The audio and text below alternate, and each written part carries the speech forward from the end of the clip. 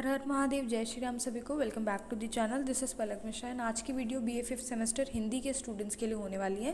Paper 2 का है ये वीडियो है गाइस, जिसमें हमें इस बार आपको पेपर 2 में आपका हिंदी का राष्ट्रीय काव्य पढ़ना है। तो आप किसी भी बुक्स को परचेज़ कर सकते हैं अपने सिलेबस के अकॉर्डिंग एक बार मिलाकर। एंड इसमें हम लोगों को निराला की इस बार कविता पढ़ना है, ठीक है। तो हम लोग थोड़ा सा इनके बारे में जान लेते हैं, फिर हम लोग डायरेक्टली इनकी कविता पर आएंगे, इनके बारे में, इनकी कुछ रचनाएं एक्सेट्रा एक्सेट्रा। तो कबीरदास के बाद अगर हिंदी साहित्य में कोई फक्कड़ या निर्भीक पैदा हुआ है ना, तो वो महाकवि निराला जी हैं। तो सूर्यकांत त्रिपाठी इनका नाम है, इनको निराला लोग कहते हैं। निराला के काव्य में कबीर का जो अल्हड़पन है, सूफियों का सदापन है, जो सादा जिस तरीके से सूफ़ी लोग रहते थे, और जो फक्कड़पन है वो कबीर वाला है। सूर तुलसी की प्रतिभा दिखाई देती है और प्रसाद जी की सौंदर्य चेतना सत्कार हो गई है। यानी इतने सारे लोगों का हम मिक्सचर कह लें तो वो हैं हमारे निराला जी की कविताएं। निराला जी जैसे लिखते हैं वो इनकी तरह लिखते हैं। मुक्त छंद के प्रवर्तक महाकवि निराला। अब इससे 2 नंबर का क्वेश्चन बन सकता है कि मुक्त छंद के प्रवर्तक किसे माना जाता है, तो निराला को। इनका जन्म हुआ था 1897 में बंगाल के मेदिनीपुर जिले में हुआ था। उनके पिता का नाम क्या था, राम सहाय त्रिपाठी। इन्होंने प्रारंभिक शिक्षा राज्य के हाई स्कूल में की है, ठीक है। और बचपन से ही कुश्ती, घुड़सवारी और खेलों का बहुत ज़्यादा इनको शौक था। बालक सूर्यकांत के जो हमारे निराला जी हैं, उनके सिर से माता पिता की जो छाया थी वो छोटी उम्र में चली गई। यानी इनके माता पिता चल बसे छोटी उम्र में। इनको बंगाली और हिंदी दोनों साहित्य का बहुत अच्छे से ज्ञान है। बंगाली भाषा भी इन्हें आती है। इन्होंने संस्कृत और हिंदी साहित्य का भी अध्ययन किया हुआ है। साथ ही साथ भारतीय दर्शन में इनकी काफ़ी रुचि रही है, ठीक है। तो इनमें बहुत सारी चीज़ों में इंटरेस्ट था इन्हें। इनका जो पारिवारिक जीवन था वो काफ़ी असफल और कष्टमय रहा है। एक पुत्र और एक पुत्री को जन्म देकर इनकी जो पत्नी होती हैं वो भी स्वर्ग को सिधार गई, यानी वो स्वर्ग चली गई। और पत्नी के विरह के समय ही इन्होंने अपना परिचय द्विवेदी युग से महावीर प्रसाद द्विवेदी जी से हुआ। आपको पता है द्विवेदी जी कौन है। तो इनका जो है उसी समय इनका मुलाकात हुआ और इनके सहयोग से इन्होंने क्या लिखा, समन्वय और मतवाला का संपादन किया। तो इनसे मिलने के बाद इन्होंने फिर 2 टेक्स्ट लिखे, समन्वय और मतवाला। अपनी इनकी जो कविता है जूही की कली, काव्य क्षेत्र में क्रांति उपस्थित की। तो इस तरीके की इनकी राइटिंग्स थी कि लोग इन्हें पढ़ें तो उनको ऊर्जा और शक्ति का अनुभूति हो। इन्होंने बहुत सारे आर्थिक परेशानियों का, प्रॉब्लम्स का जो है इनके लाइफ में बहुत रहे हैं। इनके लाइफ में आर्थिक तंगी रही है। आप देख सकते हैं कि उनके छोटे से ही माता पिता भी चले गए, फिर वाइफ चली गई, 2 बच्चों का अकेले इन्हें संभालना होता था। और इसी बीच जो है ना इनकी पुत्री भी मर जाती है। इनकी पुत्री का नाम था सरोज। तो आप देख सकते हैं कि थोड़ी सी बहुत ही बहुत ही इमोशनल लाइफ रही है इनकी थोड़ी सी। एंड इन्होंने इसीलिए सरोज स्मृति लिखा। अब पूछ सकता है कि सरोज स्मृति क्यों लिखे, तो सरोज स्मृति अपनी बेटी के लिए, अपनी बेटी का जो देहांत हो गया था उसके बाद इन्होंने सरोज स्मृति लिखा। याद रखिएगा, 2 नंबर के क्वेश्चन में आ सकता है। और उसमें उन्होंने एक लाइन लिखी थी जिसको मैंने ऐसे लिख दिया है, देख सकते हो आप लोग। दुखी जीवन की कथा रही, क्या कहें आज जो नहीं कही, कन्येगत कर्मों का अर्पण, कर सकता मैं तेरा तर्पण।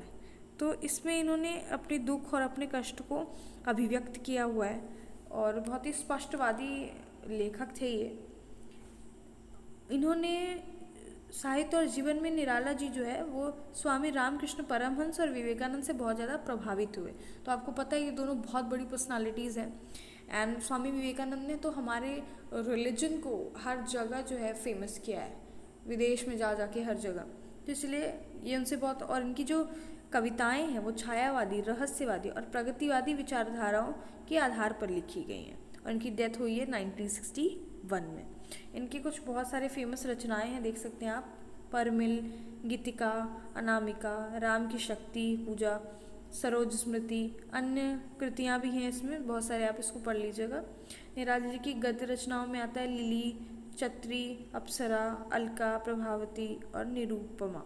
ओके, अब हमें जो पढ़ना है ना वो दो पढ़ना है। एक तो हमें भारतीय वंदना पढ़ना है जो बहुत छोटू सा है, और जागो फिर एक बार थोड़ा सा लेंदी है, और मैंने पूरी पोएम का टेक्स्ट आपको दिखा दिया है। तो पहले हम लोग पढ़ेंगे भारतीय वंदना। आई होप आपको दिख रहा होगा। Just a second, let me open this. So भारतीय वंदना। भारती जय विजय करो, कनक शस्य कमल धरे, लंका पदतल शतदल, गर्जी गोर में सागर जल, धोता शुचि चरण युगल, स्त्व कर बहु अर्थ भरे, तरु तड़ वन लता वसन, अंचल में संचित सुमन, गंगा ज्योतिर्जल कर्ण, धवल धार हार लगे, मुकुट शुभ हिम तुषार, प्राण प्रणव ओंकार, ध्वनित दिशाएं उदार, शतमुख शतरव मुखरे। तो देखो बेसिकली है क्या ना इसमें, जब मैं आपको बोलूँगी इसमें संदर्भ लिखने के लिए, तो संदर्भ में आप लिखोगे कि जो प्रस्तुत पंक्तियाँ हैं वो भारतीय वंदना से ली गई हैं, जो कि सूर्यकांत त्रिपाठी निराला जी ने लिखी हैं। और इसका प्रसंग है कि वो माँ सरस्वती की वंदना इसमें करते हैं। ठीक है, माँ सरस्वती की वंदना करते हुए कहते हैं कि माँ भारती की जय हो, वे सदैव जीती रहें, और उनकी विजय का जो डंका है वो चारों दिशाओं में बजता रहे। आप कहाँ पे बैठी हैं? आप कमल की पंखुड़ियों में विराजमान हैं। तो सरस्वती माता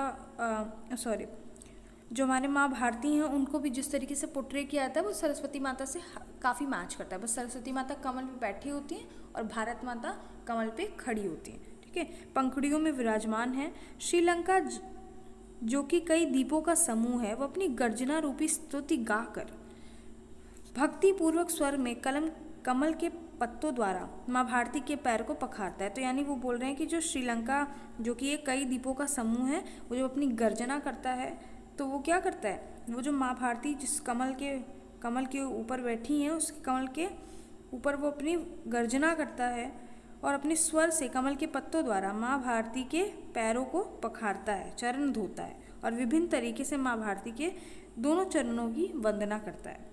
कभी हमारे देश भारत की भौगोलिक स्थिति दर्शाते हुए कहते हैं कि पेड़ पौधे, वन उपवन, लताएं आदि माँ भारती के वस्त्र की तरह लिपटी हुई हैं, और उनका आंचल ऐसे प्रतीत होता है मानो वह वन उपवन के विभिन्न रंग तथा प्रकार के सुगंधित पुष्पों को सुंदरता और बारीकी से आंचल पर काढ़ा हो गया। काढ़ा हो यानी कि काढ़ा हो का मतलब जैसे आपने देखा होगा कि कोई क्लोथ होता है तो उसके ऊपर जो डिज़ाइंस बनी होती हैं वो कहते हैं ना कढ़ाई की गई है, तो काढ़ा हुआ है। ओके, उखेरा हुआ है। वही हिमालय से नीचे आती नदी की धारा माँ भारती के गले में ऐसे दिखती है जैसे कोई दिव्य और अलौकिक बर्फ से सफ़ेद मोतियों का हार पहना हो। तो जो हमारे ग्लेशियर्स होते हैं, जो हमारे माउंटेन्स होते हैं, जो पानी में बहते हुए दिखते हैं, वो कैसे लग रहे हैं? उनके गले में ऐसा लग रहा है कि सफ़ेद मोतियों की माला पहनी हुई हैं। भारत माता की हिमालय रूपी मुकुट पर जमी हुई पर्वत का बर्फ के कण हमेशा सजते रहें। अब वो जो भारत माता बोल रहे हैं कि जो हमारे हिमालय हैं उस पर जो वाइट जो परत है वो मुकुट रूप में है और वो हमेशा सुसज्जित रहें। ओमकार की ध्वनि जो हमारे संस्कृति और संस्कारों का आधार है, प्राण है, उस ओमकार शब्द की ध्वनि चारों दिशाओं में सदैव गूंजती रहे। यानी कि, और आपको पता है कि जो हमारा वो है जो ब्रह्मांड है उसमें जब वो रोटेशंस होती है ना तो ओम का साउंड प्रोड्यूस होता है। अगर आप कभी भी कोई वीडियो देखी हो जिसमें एक्सप्लेनेशन इस चीज़ का हो, तो ओमकार की ध्वनि इसीलिए बोली गई है। और ऊपर से जब हम पर्वत वगैरह की बात करते हैं तो सबको पता है कि हमारे जो शिव जी हैं वो वहीं पे विराजमान हैं, और आज तक लोग कैलाश पे चढ़ने का बहुत ट्राई कर चुके हैं, और कैलाश पे विभिन्न तरीके का उन्हें एक्सपीरियंस देखने को मिलता है। कैलाश तो हमारा उतना ऊँचा है भी नहीं, बट फिर भी आज तक मजाल है कोई इस पर चढ़ जाए पूरा। और लोग कहते हैं कि कैलाश पे चढ़ो तो डमरू, ओम ऐसा ध्वनि सुनाई देता है। साथ ही साथ बहुत तेज़ी से उम्र बढ़ती है, नाखून बाल बहुत तेज़ बढ़ते हैं।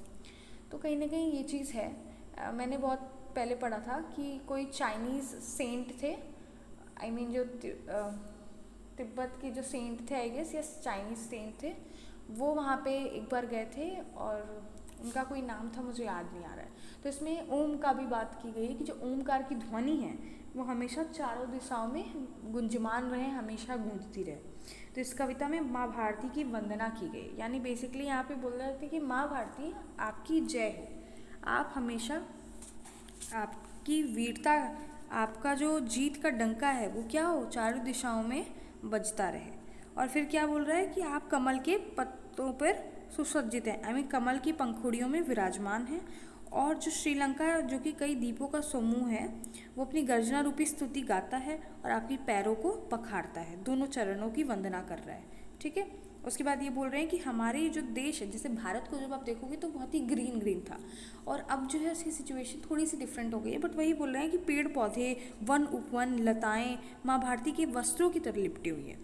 जो वाइट वाइट जो बर्फ़ है उसको गले की माला बताई गई है। ठीक है, और जो हिमालय है उसको उनका मुकुट बताया गया है जो हमेशा गुंजमान, आई मीन विद्यमान रहे। ठीक है, आई होप भारतीय वंदना क्लियर होगा।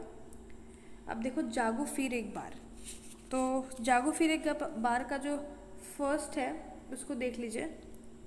जागो फिर एक बार से द्वार तक, just a second let me show you.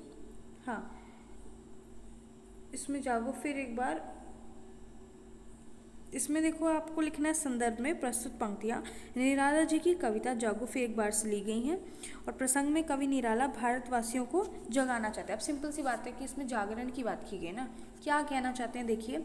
हे भारतवासियों एक बार जागो, हे प्यारे आकाश के समस्त तारे तुम्हें जागते हुए थक कर चले गए, जगाते हुए थक कर चले गए, मतलब सारे तारे तुम्हें जगा रहे हैं परंतु तुम नहीं जागे। अब प्रातःकालीन सूर्य की नवीन किरणों तुम्हारे लिए द्वार खोल रही हैं, अर्थात तुम्हें जागरण का संदेश दे रही हैं। अब तो जाग जाओ। देखो यहाँ पे जागो फिर एक बार, जो सेकंड लाइन है वहाँ तक मैंने अभी एक्सप्लेन किया है कि प्यारे जगाते हुए हारे सब तारे तुम्हें अरुण पंख तरुण किरण खड़ी खोलती है द्वार, जागो फिर एक बार। अब नेक्स्ट देखिए, आँखें से लेके आप देखिएगा। अब इसमें थोड़ा सा विशेषता देख लीजिए, इसमें प्रकृति का उपदेशात्मक रूप से वर्णन किया गया है, उपदेशिका रूप में वर्णन किया गया। जो हमारी प्रकृति है वो हमें क्या दे रही है, उपदेश दे रही है कि जाग जाओ, तारे बोल रहे हैं जाग जाओ, सूर्य की किरण जगाने की कोशिश कर रही है, तो वो रहा प्रतीकात्मक शैली का प्रयोग किया गया। ठीक है, और इस कविता का जो समाहार है वो आध्यात्मिक पक्ष में किया जाता है। अब जब नेक्स्ट लाइन देखिए, आँखें से लेकर देखिए आप गुंजार। ठीक है, गुंजार जागो फिर एक बार। इसमें बेसिकली भौरे के समान तुम्हारी आँखें न जाने विलास रूपी मधु की किन राहों में अपने पंख बंद कर कर फंस गई हैं, अर्थात कमल की कलियों में मंद रहकर चुपचाप पड़ी हुई हैं, इसलिए फिर एक बार जागो। यानी हम कहीं कहीं किसी विलास, किसी न किसी चीज़ को लेकर हम लोग क्या हो गए हैं, भौरे के समान हो गए। जैसे भौरा जो होता है वो फूल में जाता है और उसी में चिपक के रह जाता है और अपने पंखों को क्या कर देता है, बंद कर देता है, उड़ान भरना छोड़ देता है। तो हम लोगों को भौरे से कंपेयर किया गया है कि तुम भारतवासियों भी भौरों की तरह हो गए हो, जो किसी न किसी लालच में पड़ के, विलास में पड़ के अपने पंखों को खोलना भूल गए हो। तो फिर से आप जाग जाओ। फिर आप नेक्स्ट देखिए, फिर देखिए इसमें जो है ना संदर्भ और प्रसंग देखिए सेम होगा। इसमें व्याख्या होगा कि सूर्य ढलकर अस्ताचल पर्वत पर अस्त हो गया और रात्रि में ठिठकी हुई चांदनी की शोभा को देखकर रजनीगंधा फूल उठी है। ठीक है, यानी रजनीगंधा जो है वो चांदनी को देखकर क्या होती है, फूल गई है रजनीगंधा। और चकोरों की पंक्तियाँ टकटकी लगाए अपने प्रियतम चंद्रमा की ओर देख रही हैं। अब अनेक भाव से ओतप्रोत उनकी आशाएं मौन भाषा में अपने अभिव्यक्त कर रही हैं और बड़े चाव से चारों ओर एकटक चंद्रमा को देख रही हैं। ओस की बूंदों के भार से व्याकुल हुए सारे फूल खिलकर नीचे की ओर झुक गए हैं।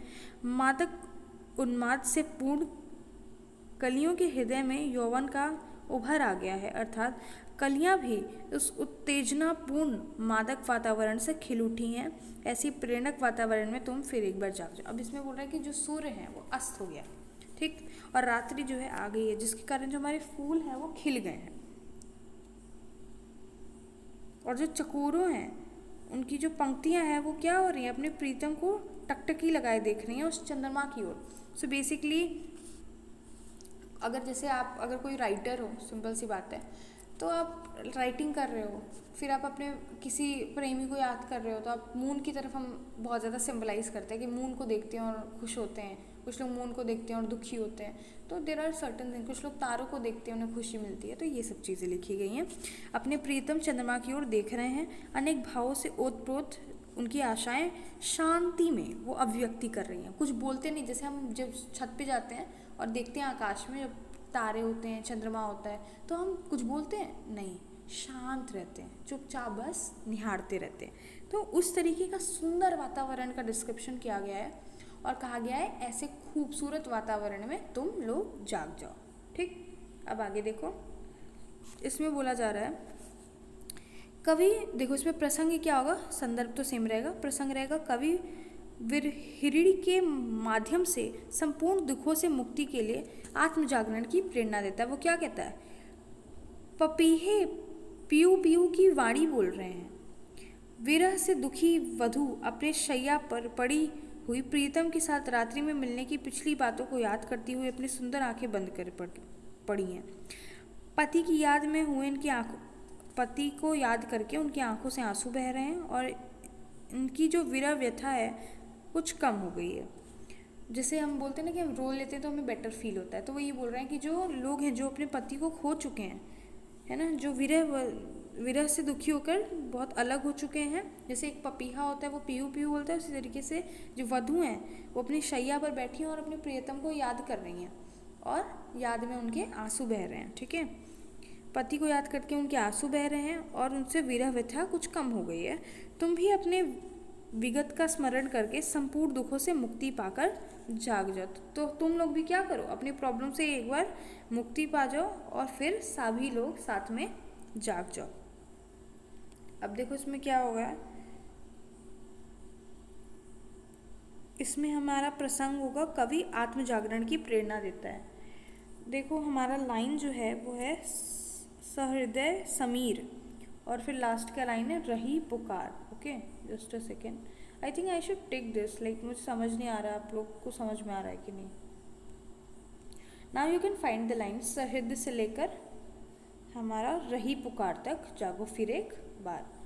समझ में आ रहा है आपको, ये मिला सहृदय समीर जैसे पूछो प्रिय, तो ये वाला लाइन था। इसमें क्या बोल रहे हैं वो, हे प्रिय जिस प्रकार शीतल, इसमें होगा कवि आत्मजागरण की प्रेरणा देता है। हे प्रिय जिस प्रकार शीतल और मंद हवाएं क्लांत उदास मन को शांति प्रदान करती हैं, उसी प्रकार तुम भी अपने आंसुओं को पोंछकर स्वस्थ मन में हो जाओ। सोने से शिथिल बनी हुई अपनी भुजाओं को आवेश से भरकर अपेन व्याकुल हृदय से वस्त्र हटा दो, जिससे मन की सुप्तावस्था सुख में परिवर्तित हो जाए। इस कथन की व्यंजना यह है कि तुम अपनी चेतना, जो अचेत पड़े हुए हो, जो शांति में पड़े हुए, निष्क्रिय, कुछ काम नहीं कर रहे हो, इसके भार से को हटाओ तुम अपने ऊपर से और अपनी भुजाओं में शक्ति ले आओ और अपने आप को क्या हो, चेतना में आओ। मतलब कहते हैं ना कि तुम कहाँ पे हो, तुम कहाँ खोई हुई हो, तो वही चीज़ है। दिव्यानुभूति के द्वारा मानवात्मा, जो मानव की जो आत्मा है उसको क्या कर रहा है, जागृति उत्पन्न होने की बात की जा रही है, ताकि क्या हो, जो हृदय है, जो मनोहृदय है, उसमें सुख का हो सके और जो उसका दिल है, जो द्रवित हृदय है, वो क्या हो जाए, कन्वर्ट हो जाए सुख की अनुभूति में। ठीक है, सुख में परिवर्तित हो जाए। नेक्स्ट देख लीजिए, कल्पना के समान, अब इसी में है, कल्पना के समान सदा बढ़ते रहने वाले सीधे टेढ़े बालों के समूह को आलस्य से छूटकर पीठ पर फैल जाने दो। तुम इस प्रकार तन्मय होकर रति क्रिया करो कि तुम्हारे तन और मन दोनों थक जाएं। फिर तुम्हारी बुद्धि में, मन में और जी में एक कार हो उठेंगे। फिर दोनों स्वात्मा व परमात्मा में एक ही अनुभव प्रभावित होने लगेगा, अर्थात आत्मा और अनात्मा का विभेद समाप्त हो जाएगा। मैं खड़ी खड़ी अब कब से तुम्हें यह जागरण संदेश दे रहा हूँ, तुम फिर एक बार जाग जाओ, जागो फिर एक बार। तन मन थक जाए वाला लाइन था, ठीक है, ओके, तन मन थक जाए वाला लाइन था। बुद्धि जो लाइन लिखी है ना, हृदय के बाद वाली लाइन जो मैंने अभी को एक्सप्लेन की। अब देखो, नेक्स्ट लाइन, उगे, उगे यहाँ लिखा है ना, उगे अरुणाचल में रवि आई, इसको देख लेते हैं। इस लाइन में प्रसंग में होगा कि कवि कहता है कि युगों की निद्रा त्याग कर भारतवासी अब तो जाग जाएं, यानी युगों की नींद को त्यागो। वो क्या कहते हैं कि अरुणाचल पूर्व दिशा में सूर्योदय हो गया है, अर्थात जागरण की नव बेला आई है, मतलब ये सुबह उठने का समय है और कवि के कंठ में सरस्वती के प्रति प्रेम भावना भर गई है। प्रकृति का मायापट प्रत्यक्ष क्षण परिवर्तित हो रहा है, दिन बीता रात आई, रात बीती दिन आई, इस प्रकार संसार के हजारों दिन महीने वर्ष व्यतीत होते चले जा रहे हैं। अब तो जाग जाओ, है ना। ये तो वही चीज़ हो गई ना कि हम लोगों को कोई सिखा रहा है कि भाई अभी तक तो तू क्या कर रहा था, अभी फिर तू कर रहा था, बोला अब ये पढ़ूंगा, अब ये पढ़ूंगा, अभी तक तूने कुछ नहीं पढ़ा, अब तो पढ़ ले भाई, बोला सीन है। फिर देख लीजिए आप, जागो फिर एक बार,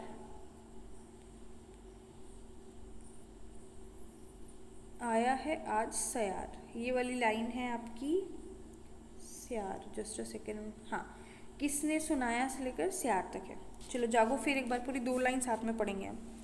अब इसमें संदर्भ में लिख दीजिएगा, यह पद भाग कविवर निराला की कविता जागो फिर एक बार के क्रम संख्या 2 में ली गई है। तो जैसे अभी तक जो हम पूरा पढ़ रहे थे वो एक पैरा खत्म किया, अब हम दूसरे पैरे में जंप करें। इसके प्रसंग देखिए, इस कविता में कवि ने कुछ ऐतिहासिक उदाहरण देकर भारतवासियों को जागृति का संदेश दिया है।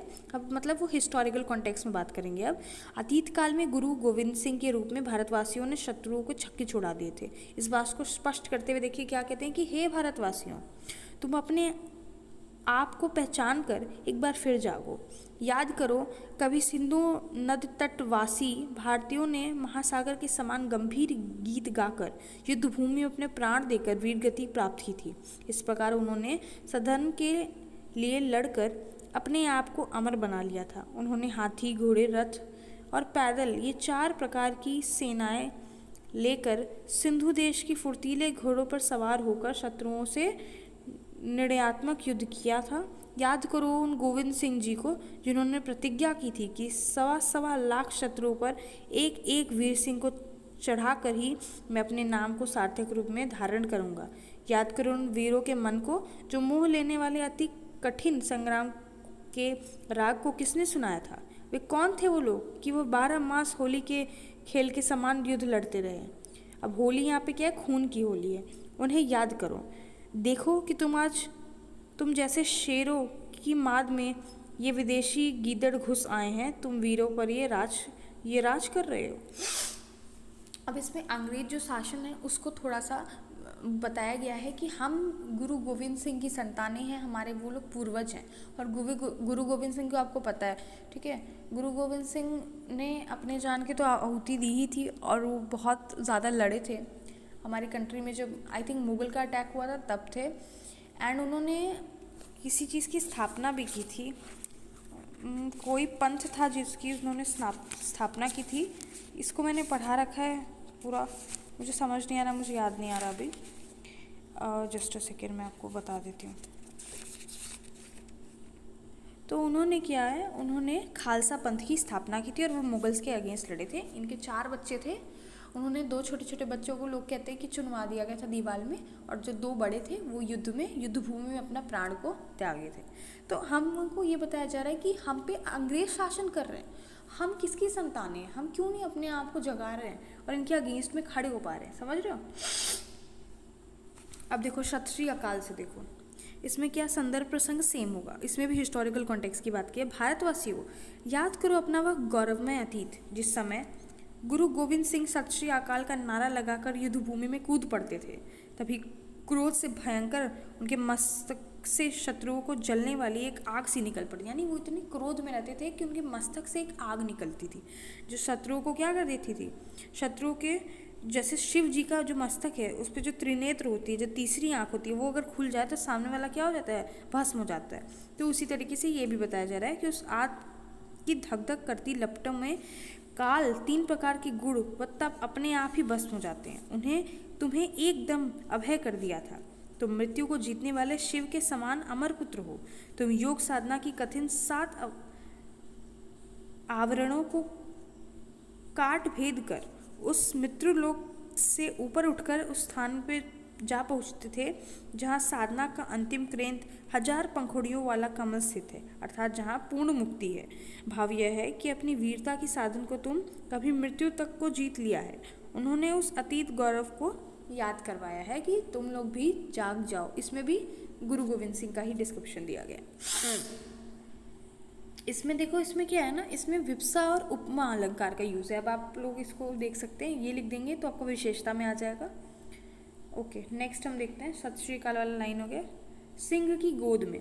अब इसमें लिखा है कि संदर्भ प्रसंग सेम लिख देगा, हिस्टोरिकल कॉन्टेक्स्ट है। भला शेरनी की गोद से उसकी संतान को छीनने की हिम्मत कौन कर सकता है?